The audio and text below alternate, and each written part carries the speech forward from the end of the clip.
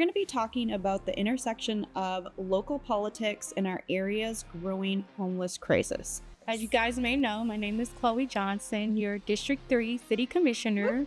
All homelessness does not look like drug dealers or drug addicts. It's families, breakups. It's more to it than what we actually know. I go downtown Winter Garden and down Plant Street, and I can go, there's one. I know these folks, but because of the services they've received through Matthews Hope, we're hiding them in plain sight. If we don't start to work together with the organizations and just locking arms, we'll start to see homeless people at our front doors.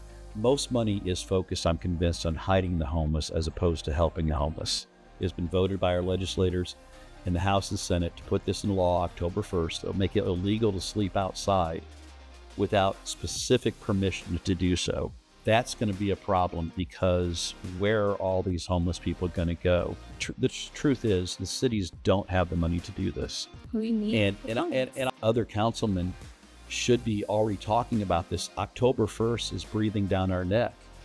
Okay, and if we're going to start arresting homeless people for sleeping outside, we got to rethink how this is going.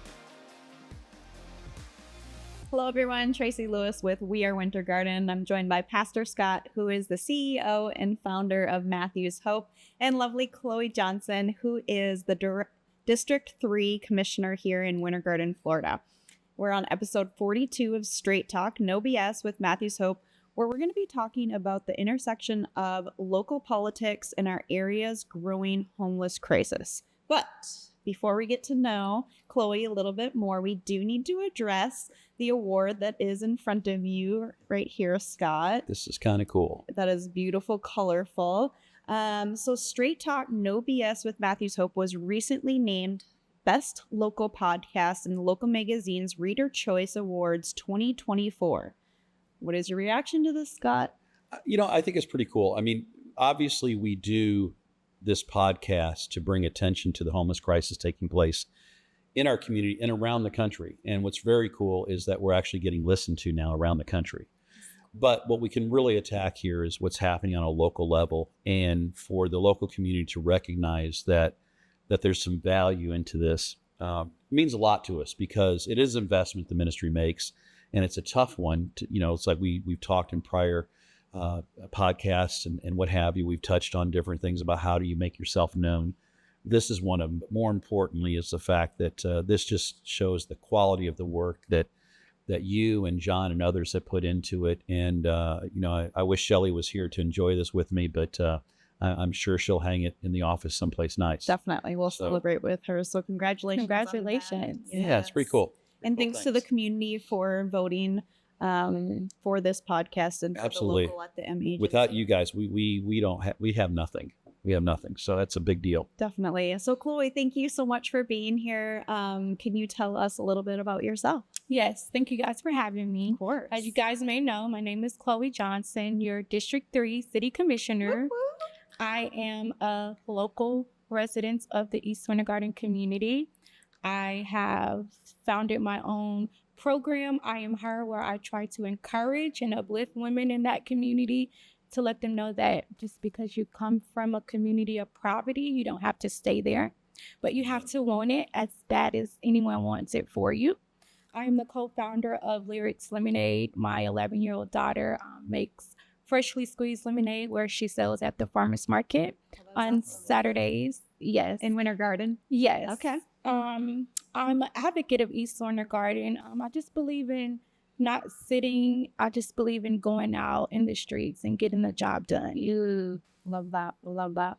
There's a novel idea. What's that? I love that. No, I joke around a lot, Chloe, and you don't know me, but this truth is to me, getting out in the community is how it gets done. Sitting behind a desk affects very little. Right. And unfortunately, in politics, often people become very disconnected. I know what it's like running such a large nonprofit. I sit a lot of times in my office having to figure out how to keep things moving. But ultimately, the way this works is the more time I'm in the community and I'm in touch with what's going on in my community, it makes a difference. So it's refreshing to see you say that. And with your smile, and those eyes, you're going to be just fine. You're going to do just fine. Thank you for that. Thank you. Chloe, you also serve on the board of 8 Ways organization. Is that correct? Yes, I am the children's director for 8 Ways organization. Cool. And what inspired you to be so involved in the community? You are in this place, this space, and like you said, you're very active. So what inspired you for all of this? When I was young, I always knew I just wanted to serve. I never knew what it looked like. I just wanted to serve people. And you can't, with the joy that I have in me, I cannot just not be involved with good, positive, because you can serve people and it doesn't affect them in a positive way. So Definitely. if there is a need, if there is anything that I can do to make someone a better person or a better community, I do it. And I just like to serve people. I love that. We're definitely blessed to have you in the community. Thank you. You mentioned that you're from East Winter Garden. Is that correct? Yes. And if for those of us who are not familiar with East Winter Garden, can you explain East Winter Garden a little bit? Yes. Talk a So little East bit Winter about that. Garden, East Winter Garden is a community that's located in our city, Winter Garden. It's just a community that's under-resourced. I will tell people it's like a hidden gem in Winter Garden because there's a lot of love. There's a lot of unity. There's a lot of talent at East Winter Garden. It's just a community on the rise from being an under-resourced community. And it makes me happy to be a part of this podcast because Matthew Hope has shown so much love to that community, which makes our community known in the entire city of Winter Garden. So, I will point out a lot of things that a lot of folks won't, and that is Chloe is that if we look at the history of East Winter Garden, it's really the history of Ocoee. Right. Okay, when we talk about the other side of the tracks, literally East Winter Garden starts on the other side of the railroad tracks between Ocoee and Winter Garden. And I think it's important that we understand the history there. So there's folks that are in that community to this day, some that we've served, but others, but family names that go way back in this community. And it's got some very deep roots that rerouted themselves after they were uprooted somewhere else. Right. So I think it's real important that people know this because it's not just happened here, it's happened throughout the United States. And sometimes what happened way back then is still having an effect today. Right. So I think it's important that I'm always the guy that points out the stuff that's not as much fun to talk about, but it's a fact that we need to talk about and embrace. Right. Definitely. Chloe, do you think that most residents of Winter Garden, you think they understand or recognize the scale of homelessness that we have in our community? Me personally, I don't think they do, because if you're not seeing homeless people in your communities and if you don't see them at your parks, it's kind of an out of sight, out of mind thing. And you don't think about it because you don't see it. Right. Yeah, there's times where I think that we have talked on other podcasts or just between ourselves at times in the office that maybe we need to close down for a couple of weeks so the community sees what we really know. Right. I go downtown Winter Garden and down Plant Street, and I can go, there's one. I know these folks, but because of the services they've received through Matthew Soap, we're hiding them in plain sight. Sometimes that works against us because I think there's people that think we don't have a homeless Don't problem. have them, right. And in fact, West Orange County has the single largest homeless population in Orange County. Wow.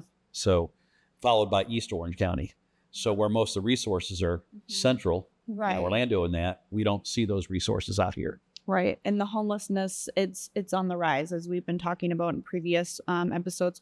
Chloe, what impact do you think that the residents of Winter Garden will see as it continues to rise? Well, with homelessness on the rise in our communities and city development, we will see more homeless people. And if we don't start to work together with the organizations and just locking arms, we'll start to see homeless people at our front doors. Definitely. Yeah, you talked about the development. We've talked about that before. And I've actually seen in Oakland, Florida, which is next to Winter Garden, Florida, where they've had to come out from the woods and they're on the sidewalks and whatnot. We'll talk about that a little bit. But as a city commissioner, is there any plan that you have to address the homeless crisis? As the commissioner, the city of Winter Garden has already implemented resources. We do have a coordinator who works with the homeless. She's really good with getting them resources, getting them shelter.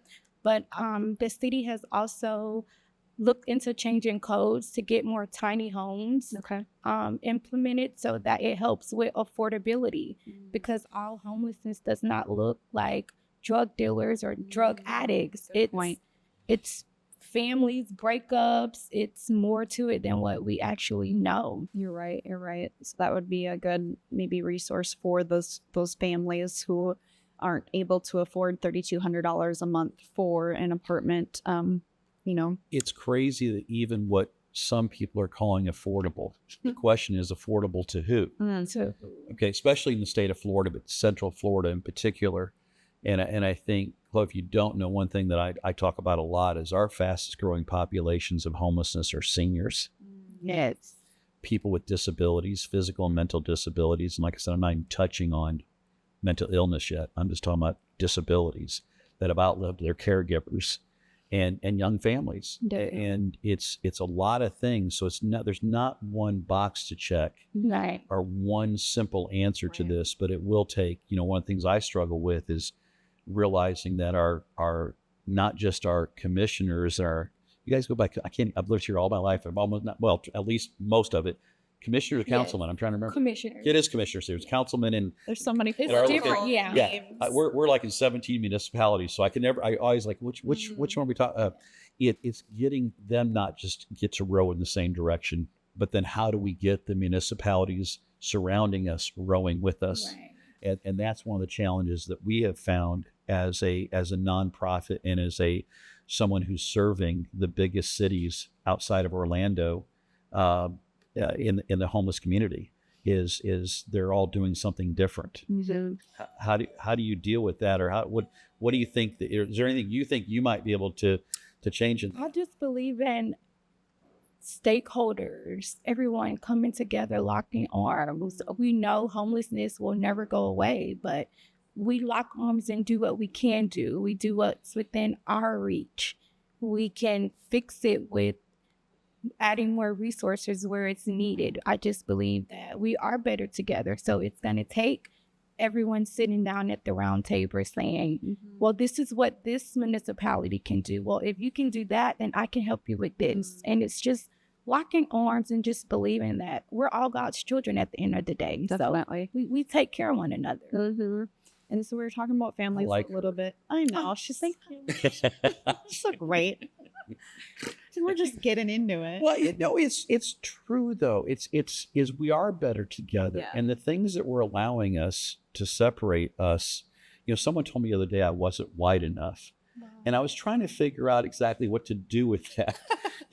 And the joke for me is I grew up in a black community, and I jokingly say I didn't know until I was about 12 that I wasn't black. Wow.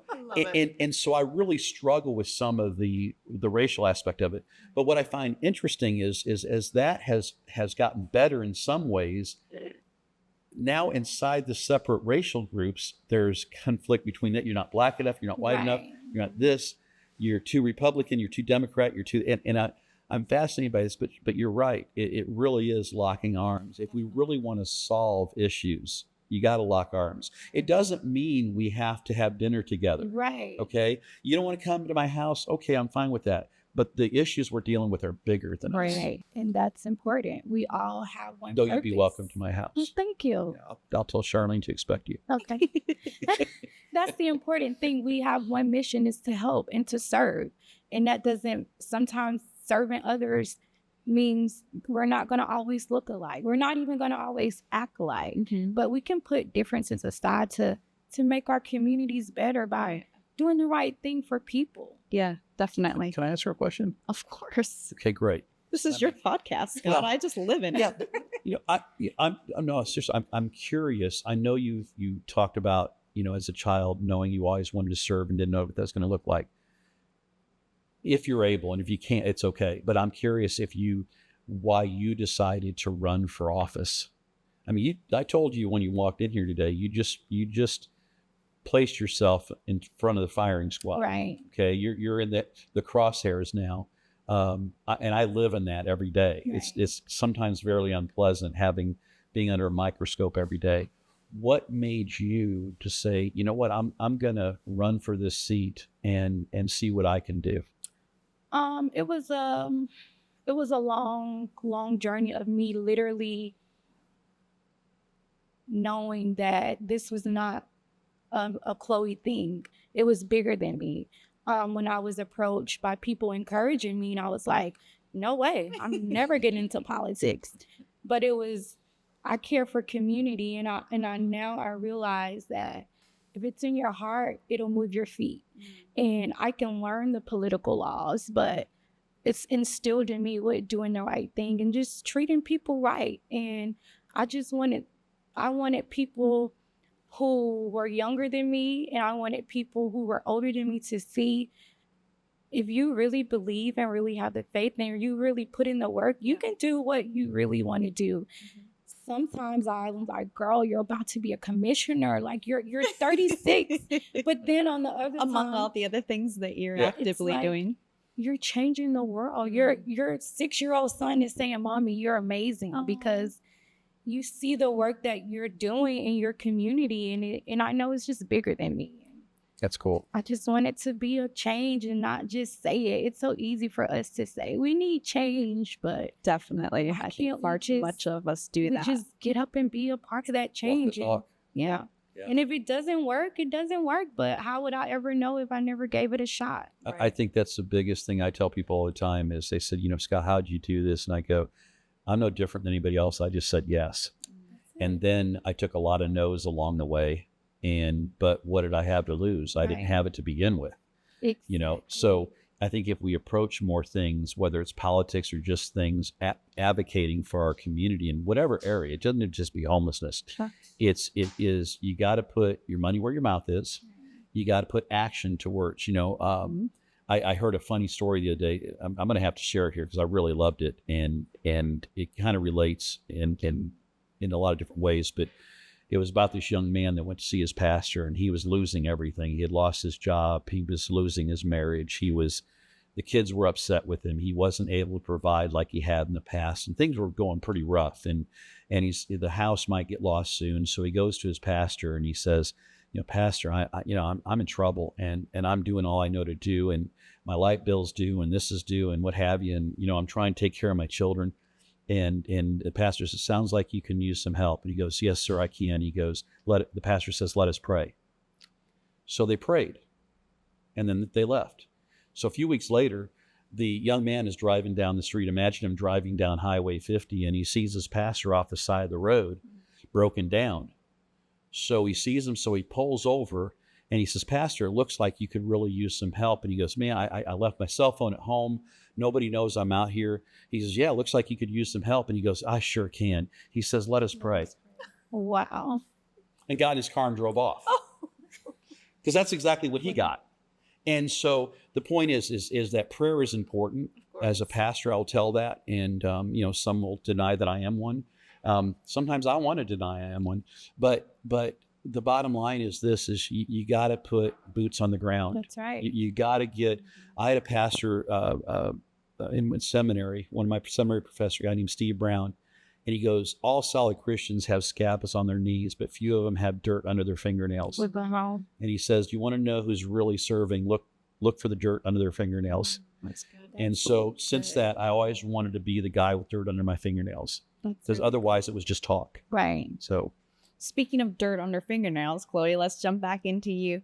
So you had various organizations that you work with, and a lot of them are families living on or possibly lower than the poverty level. How quickly can somebody slip from having a home to losing their home? I would say just a paycheck away from that, like in a blink of an eye. Yeah. Our families that we see every day are barely making it. Some have had bad luck, and it's just literally paycheck to paycheck, and you're literally a paycheck away from being homeless. And it's a lot of people who we see every day's reality. Mm-hmm. You're a good person, you go to work, you do your 40 hours, but if any given Sunday you can lose that job and now you have a family of 4 who is out on the street. Yeah. And I think a lot of people don't even realize, even those that we look at that aren't in the position of many of the people in East Winter Garden, that think they're protected somehow. And I've watched people that most of us are really just a paycheck or two away. Definitely. And my favorite thing is when people say, well, they brought it on themselves. And my question then is, and from a Christian standpoint, does it really make a difference how it happened? Yes, you hope some people learn from mistakes if they make one, but the reality of it is God didn't give us a qualifying sheet. In fact, he went after the unqualified. That's true. And we have to remember that not just in our churches, but in our community, and those who want to bring God into the picture. Let's really bring him in the picture then, okay? Let's not talk about what he said. Let's demonstrate. Let's do it. What he said. Yeah. And Scott, you often talk about focusing on the newly homeless because there's a better chance of recovering their life faster. Chloe, do you think it's important for us to focus on preventing individuals from slipping into that? I do. To provide resources, or what is there that you and the organizations that you work with are helping these families with? I think that it's very important preventing it before it can happen. That's why it's important to have mental nights, because you can lose your job because you're mentally going through it. And the day you call out, I need a mental break, you no longer have a job. Yeah. It's important to have resources, mental. It's important to have financial resources, because some people make good money and they just don't know how to save it, or they don't know what to do with it, or bill paying. It's just good to just check in on people. Right. You can be a simple phone call. Well, not that what looks like good money anymore just means you're getting by. Exactly. Just being there for one another, and just the resources that we know, just inform people. Right. Hey, do you know this class can help you with budgeting? This class can help you with your mental. And by you feeling good, you're going to go to work, so that paycheck can keep coming in, so that your family are it's just not homeless. So I just believe it's all boils down to us working together, sharing resources, just being there for one another. Definitely. Yeah. So Scott, can you explain that, the newly homeless? Well, I think we're seeing a lot of people that, let me back up a little bit, that the bulk of money spent, whether it's federal money or and most money comes through the federal at the point, but then it comes through places like Orange County, what have you, or through the state. Most money is focused, I'm convinced, on hiding the homeless as opposed to helping the homeless. Okay? Out of sight, we don't, in the city beautiful especially, we don't want people to really think we have homeless people here. The last thing anybody downtown Winter Garden wants people to think about, or New Horizons, what have they, is that we have homeless people. And so a lot is spent there, and my feelings are, and always have been, is I'm going to pick the low-hanging fruit, simply meaning this, that if you're newly homeless, you're, say, a single mom, and you've only been out there for a couple months, I want to focus on you. It's not that I'm going to forget that person's been out there for 5 years, but the quicker I can get you from becoming chronic, the better my money is spent, and the better opportunity you have to get the ship righted, so to speak. Whereas someone else has kind of already slipped off the edge.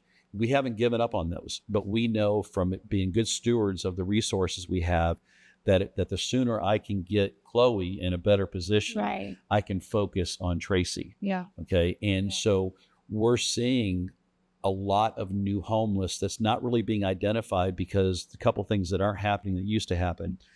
People living in a hotel now is considered stable housing. Right. In the past, that was not considered stable housing, and it was included in the homeless count. They don't do that anymore.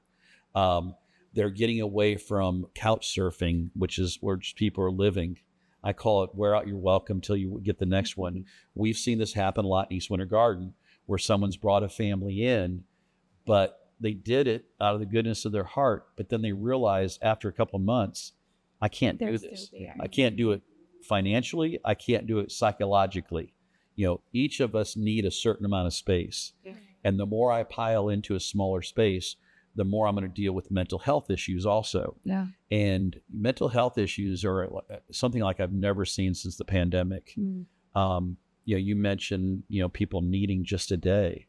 Yeah. And then they don't take it because they're afraid of losing the job, or they take it and do lose the job. I actually had a friend, and I'll leave it unnamed, but she worked for a local hospital and was going through some really tough times mentally. And she was afraid to tell anybody, even though the hospital talked about all the time the importance of mental health. She was afraid to take that time. And eventually it cost her her job. She didn't get fired. She just finally walked away and said, I can't do it anymore. Yeah. And so I think when you see people that see nothing but hopelessness, when you go into an area like East Winter Garden, it's really easy. There's folks over there that really, they live easy. Everything they do is right there. That's all they know. Other than television, they don't even know it's different than that. That sounds strange to some people in a place like Florida, in a place like Central Florida that has so much to offer. But, and it's not that they've done anything wrong. That's just what they know. Right. And so trying to help people understand there's more, and places, 8 Waves is a great example. Okay. They've done some fantastic things. That's an area that, we're not everything to everybody. We know we can't. We don't really focus on poverty. We're that place that when you fell through all the other cracks, Matthew's Hope goes into play.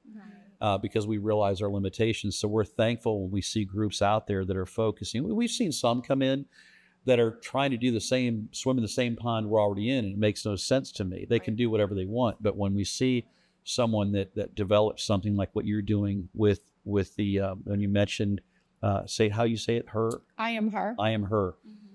That's huge.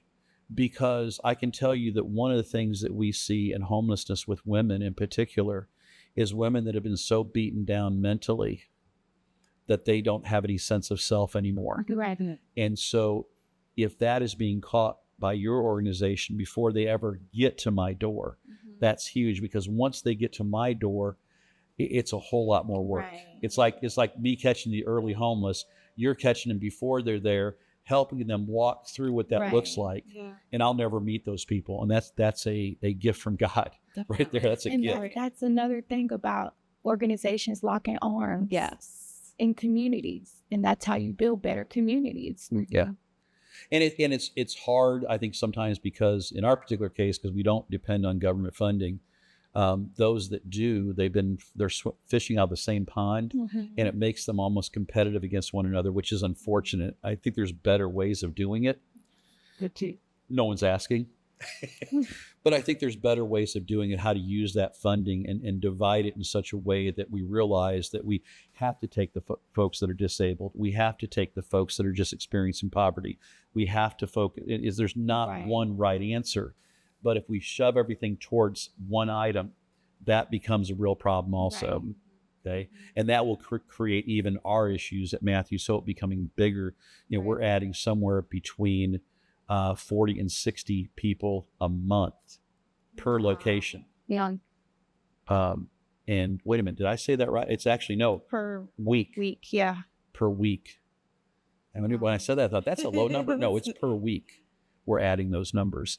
And a lot of those people fell through other cracks that other organizations in a different place than homelessness could have really impacted them. But because they tried to be everything to everybody, they end up really not being very effective. And so when I hear about things like you've done, that's huge. Mm-hmm. And I think that if people saw that right now, 34% of the women, 34% of the people we see homeless are women. Oh, no. Yeah. And that number is growing. And then the other big numbers, like I said, out of seniors, a large number of those are senior women, because they're losing their spouses. And therefore they're losing part of their Social Security or their pension. Right. And I had a woman first time homeless the other day, 85 years old, living in her car now. It's terrible. And eventually her health will deteriorate quickly, living in that car, not having the proper hygiene and everything else. Right. Let's shift a little bit to the anti-camping law.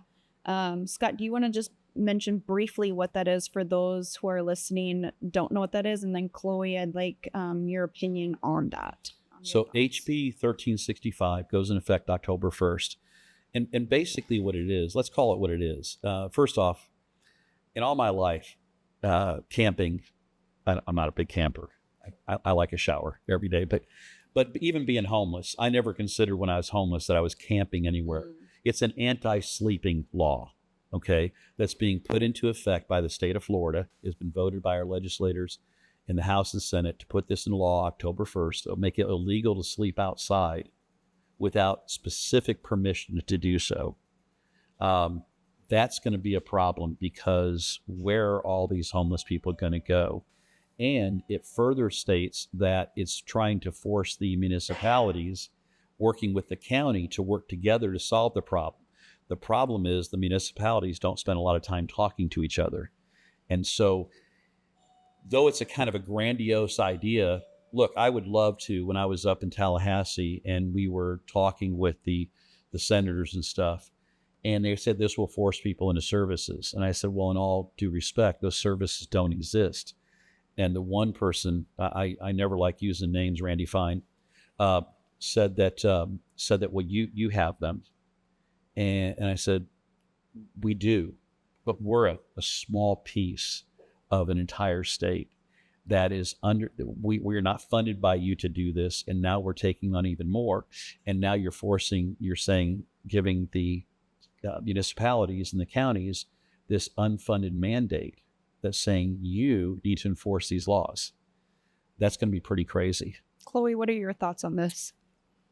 I will say this. On that law, I need to look more into it, but I just believe that with municipalities, with higher up government, we should be able to just sit together and work together about taking care of our homeless people, because they're human just like us. And maybe looking on the other side of the law, we don't want to just allow these people to just sleep out on the sidewalk. So maybe our higher government needs to look into this in a different perspective to help us help them. Mm-hmm. Yeah, I think it's very unfair that it was put on the truth is the cities don't have the money to do this. We need I'm not even sure the county has the money, though. I'm not sure we need more convention center. That's just me. And that we could use money better than I sometimes see it spent. But the idea is that to force you all to work together to create camps. Okay, if you don't know about this, you'll get to learn about a lot of it because it's all coming your way. Right. Create camps. They've always worked out well in the United States. You know, it worked out well for the slaves, and it worked out well for the American Japanese during World War II when we put them into camps. Right. Okay, but they're going to create camps that are supposed to have all these services like what Matthew's Hope does. That the problem you have then is what I call the NIMBYs, not in my backyard. Mm. Who's going to allow that in their area? So that creates a problem because they're supposed to identify a piece of land that we can say, this is where you're going to live. Chloe, I know you're not homeless, but saying Right. Chloe, you can't sleep here. Okay. But right down the road, there's a camp that we can take you to and you can sleep as long as you're drug free, and they will help you get services you need. Sounds wonderful, except those places don't exist, number one. Number two, how is that going to come about? Who's going to fund it? And number three, how are you going to get all the, you got to get county and city representatives agreeing where this is going to be and how it's going to be funded. Mm-hmm. And that's something that I think is very, I know we caught you off guard a little bit, Right. and that wasn't done on purpose, Right. but that also tells me they're not talking about it at the commission meetings. Right. And I think in fairness, Chloe, she's new. Of course. But I would have thought, this is just me, that she would have walked in and she would have heard them already talking about it. I asked. And have to catch up on the conversation as opposed to having to figure it out on her own. Right. Okay, that's part of the challenge is that other councilmen should be already talking about this. October 1st is breathing down our neck. Okay, and if we're going to start arresting homeless people for sleeping outside, we got to rethink how this is going. I will tell you that, we've never had a contentious relationship with Winter Garden PD. And I can tell you it feels a lot different than it used to. Mm-hmm. And I'm not sure why, but I realized that again, if that locking of arms you talk about, okay, in I would have thought she would have walked in on a conversation. Mm-hmm.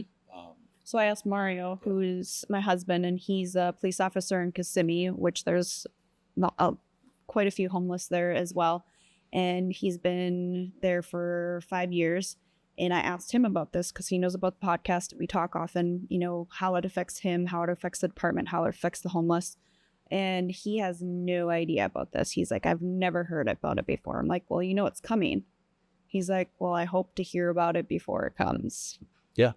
Now, I will say, like in our Brevard campus, I will say that just this past week, we met with a couple of months ago, about 2 months ago now, we met with the city manager, chief of police, and the mayor, and started trying to develop what this is going to look like, at least for Cocoa. They can't talk about all of Brevard, but Cocoa. What's really cool is that the chief and his commanders required each shift of their officers to come to Matthews Hope and learn what we're doing in preparation to know what we will do and can't do. Right. So they're taking a very proactive approach, but that is out of the 17 municipalities that we serve. Okay. That is the only one that has done that so far. And that's telling. Yeah. It says that either they don't understand what's coming at them. I hate to think that they don't care. Right. But I do know this: if we don't have the conversation and you don't bring people that are in the trenches in the conversation, nobody's calling me and asking me, and this is all I do for the last, almost 20 years, but almost 15 as Matthews Hope. No one's calling me and asking me. Chloe, I know you're very new. Have you heard any conversations just about homelessness in general? Not about the Indian camping law, but just in general. Yes. So yes, okay. I have heard, and that was one of the reasons why the city hired the coordinator, Ebony. Oh, great. Okay. To work with homelessness in East Winter Garden. Okay. And she does well with providing the resources and getting them what they need. I like. She's a good girl. Yes. She has a real heart for this. She recently was pulled out of Matthews Hope. I'm not sure what happened with her, but they were there literally every week. And when she first came, she was on fire. And I said to her, I said, you just know that kind of like I said to you, it's going to get real interesting here. And but you can see her heart in it, because this is not something you can really, if you're doing this for just a job, you've made a bad mistake. Right. Okay. There's better ways of making a living. And she's a good girl. And I think that her effectiveness will only be limited by what leadership provides her the tools to get it done. Right. Scott, how many local officials have actually come to Matthews Hope to have a tour of the campus? Well, a few of them have. As of the last few years, none. So it's slowed down. Now, I will tell you that John Williams, the city manager of Winter Garden, has been through. I like John, but as a general statement, I am astonished by the lack sometimes thereof. The invitation is always out there to know what's in your backyard, to know what, not just Matthews Hope, Sure. but our leaders need to know what organizations are doing what, and what can they do. I have never taken a penny from Winter Garden, and we spend millions here every year. I'm not looking for money. I'm looking for cooperation. I'm looking for collaboration. Resources, like Chloe was saying. Yeah. Being able to provide those resources. If we don't know what resources are, then we need to go out. Well, like sometimes we'll have an officer drop off. We've had people drop off people at Matthews Hope as a shelter. We're not a shelter. Yeah. Know what we do. Mm-hmm. We have the sheriff's department has done that. So it's been an interesting thing because, I think now people, again, this is where I'm often told that, Scott, you're passionate about this. And I am. I've been homeless. I know what it's like. I am passionate about it. But the other side of it is as a community member, I recognize that even if you don't like homeless people at all, You don't want them laying on your benches downtown. So let's just, so you want to support us. Okay. So you don't believe in God. Okay. You don't believe in God.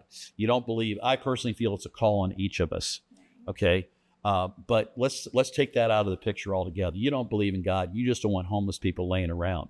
That's a good enough reason to support us and know what resources are in your community.